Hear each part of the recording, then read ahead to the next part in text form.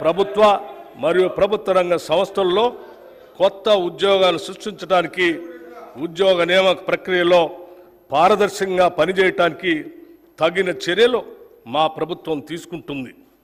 Telangana public service commission సంస్థను సమూలంగా ప్రక్షాళన చేసి వారికి కావలసిన నిధులను మరియు మౌలిక వసతులను సమకూర్చాం. పోలీసు, వైద్య మరియు ఇతర రంగాల్లో ఇప్పటికే 31,768 ఉద్యోగ నియామక పత్రాలని అందజేశాం. ఉద్యోగ నియామక ప్రక్రియల్లో ఇదివరకు చోటు చేసుకున్న అవకతవకలను సరిదిద్ది నియామక ప్రణాళిక క్యాలెండర్ను త్వరలోనే ప్రకటిస్తాం. గత ప్రభుత్వ వైఫల్యాలను గమనించిన రాష్ట్ర ప్రజలు మార్పును కోరి ఇందిరమ్మ రాజ్యం కోసం కాంగ్రెస్ పార్టీకి అధికారం ఇచ్చారు. తత్ఫలితంగా గౌరవనీయులు శ్రీ రేవంత్ రెడ్డి గారి నేతృత్వంలో కాంగ్రెస్ పార్టీ ప్రభుత్వాన్ని ఏర్పరిచింది. ప్రజల ఆకాంక్షలతో కాంగ్రెస్ పార్టీ ఆశయాలను సమన్వయపరిచి ఎన్నికల ముందు మేము ఇచ్చిన హామీలను, అభివృద్ధి కార్యక్రమాలను అమలుపరచాలనే దృఢదీక్షతో ప్రభుత్వాన్ని ఏర్పాటు చేశాం. మేము ఇచ్చిన హామీలు ఎన్నికల్లో ఏదో విధంగా గెలవాలనే ఉద్దేశంతో ఇచ్చినవి కావు.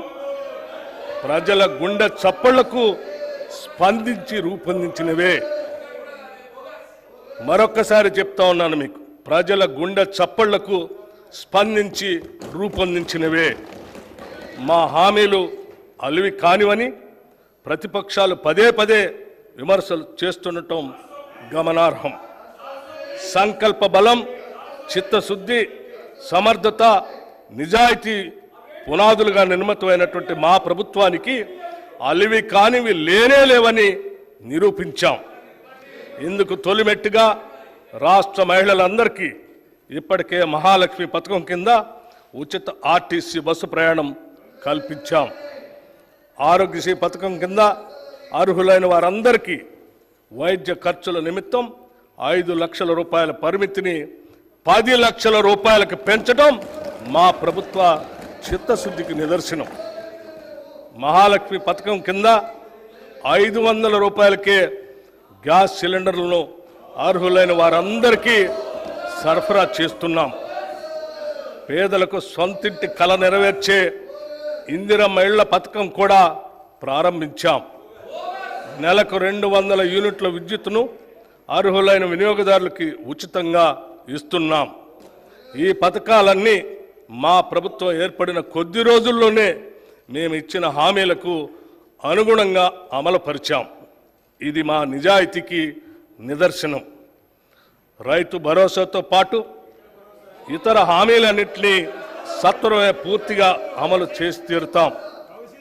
ఒక్క ముక్కలో చెప్పాలంటే ఎన్నికల సమయంలో ఇందిరమ్మ రాజ్యాన్ని తెలంగాణలో స్థాపిస్తామని ప్రజలకిచ్చిన వాగ్దానాన్ని నిలబెట్టుకోవటానికి నిరంతరం కృషి చేస్తాం. బడ్జెట్ అనేది కేవలం అంకెల సమాహారం కాదు, అది మన విలువల మరియు ఆశల వ్యక్తీకరణ కూడా. The budget is not just a collection of numbers but also an expression of our values and aspirations. మేము ప్రవేశపెడుతున్నటువంటి ఈ బడ్జెట్ మమ్మల్ని నమ్మిన రాష్ట్ర ప్రజల ఆకాంక్షలు మరియు వారి నమ్మకాల ప్రతిబింబమే. తెలంగాణ రాష్ట్ర ఆర్థిక స్థితిగతుల గురించి 2023-24 సంవత్సరానికి ప్రపంచ ఆర్థిక వ్యవస్థ 3.2% అభివృద్ధి చెందింది. ఇదే కాలానికి భారతదేశ ఆర్థిక రంగం 7.6%, తెలంగాణ 7.4%గా వృద్ధిని నమోదు చేశాయి. అంటే గత సంవత్సరంలో తెలంగాణ వృద్ధి రేటు జాతీయ వృద్ధి రేటు కన్నా తక్కువ అని గమనించాలి. 2023-24 ఆర్థిక సంవత్సరంలో తెలంగాణ స్థూల రాష్ట్ర దేశీయ ఉత్పత్తి GSDP ప్రస్తుత ధరల ఆధారంగా లెక్కిస్తే 14,63,963 కోట్ల రూపాయలు. గత సంవత్సరంతో పోలిస్తే 11.9% వృద్ధి రేటు నమోదైంది. జాతీయ స్థాయిలో ఈ వృద్ధి రేటు 9.1% ఉంది. ఆదాయ వృద్ధితో పోల్చినప్పుడు పెరిగిన రుణం వల్ల ఖర్చుల కోసం ప్రభుత్వం రుణాలపై భారీగా ఆధారపడిందన్న విషయం స్పష్టమవుతా ఉంది. ఇటువంటి పరిస్థితి ఆర్థిక సుస్థిరతకు ప్రమాదం కలిగించేటువంటి అవకాశం ఉంది. ఆదాయాన్ని మించి రుణం నిరంతరంగా పెరుగుతుందంటే కఠోర ఆర్థిక సంస్కరణలు తీసుకురాని పక్షంలో తెలంగాణ ఆర్థిక స్వస్థత ప్రమాదంలో పడుతుంది. దాన్ని నివారించాలంటే ఆర్థిక వ్యయాన్ని ఆదాయాన్ని సమన్వయపరిచే చర్యలు తీసుకోవాల్సినటువంటి అవసరం ఉంది. 2023-24 సంవత్సరంలో ప్రస్తుత ధరల ప్రకారం రాష్ట్ర తలసరి ఆదాయం 3,47,299 రూపాయలు. జాతీయ తలసరి ఆదాయం 1,83,236 రూపాయలు. దీనితో పోలిస్తే తెలంగాణ తలసరి ఆదాయం 1,64,063 రూపాయలు ఎక్కువగా ఉంది. కానీ అదే సమయంలో తలసరి ఆదాయ స్థాయిల్లో జిల్లాల మధ్య తీవ్రమైన అంతరం కూడా ఉంది. ఉదాహరణకి రంగారెడ్డి జిల్లా తలసరి ఆదాయం 9,46,862 రూపాయలు కాగా వికారాబాద్ జిల్లా తలసరి ఆదాయం 1,80,241 రూపాయలు. దీనిని బట్టి వివిధ జిల్లాల మధ్య ఆర్థిక అభివృద్ధి సమాన స్థాయిలో లేదని తెలుస్తూ ఉంది. రాష్ట్రంలోని జిల్లాల మధ్య ఉన్న ఆదాయంలో అంతరాలని తగ్గించడానికి మా ప్రభుత్వం విధానాలను రూపొందించి అమలుపరుస్తూ ఉంది. 2023-24లో తెలంగాణలో జోడింపబడిన స్థూల విలువల్లో గ్రాస్ వాల్యూ యాడెడ్లో సేవల రంగం ద్వారా 65.7%, పారిశ్రామిక రంగం ద్వారా 18.5%, వ్యవసాయ మరియు అనుబంధ రంగాల ద్వారా 15.8% సమకూరుతుంది.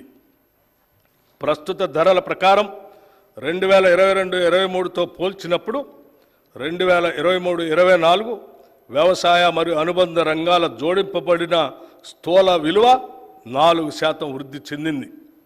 రాష్ట్ర జనాభాలో 47.3% మంది ప్రజలు ఈ రంగంపైనే ఆధారపడి జీవిస్తున్నందువల్ల తెలంగాణలో జీవన ప్రమాణాలను పెంచడానికి ఈ రంగం యొక్క ఆర్థిక ప్రగతి అత్యంత కీలకం. ఇక సర్వీస్ రంగంపై 33% మంది, పారిశ్రామిక రంగంపై 19.7% మంది ఆధారపడి జీవిస్తూ ఉన్నారు. జాతీయ సగటుతో పోల్చినప్పుడు తెలంగాణలో శ్రమ కార్మిక శక్తి భాగస్వామ్య rate, labour force participation rate అధికంగా ఉంది. ప్రజాపాలన, సామాజిక మరియు ఆర్థిక ప్రజాస్వామ్యం లేనిదే రాజకీయ ప్రజాస్వామ్యం సఫలం కాజాలదు.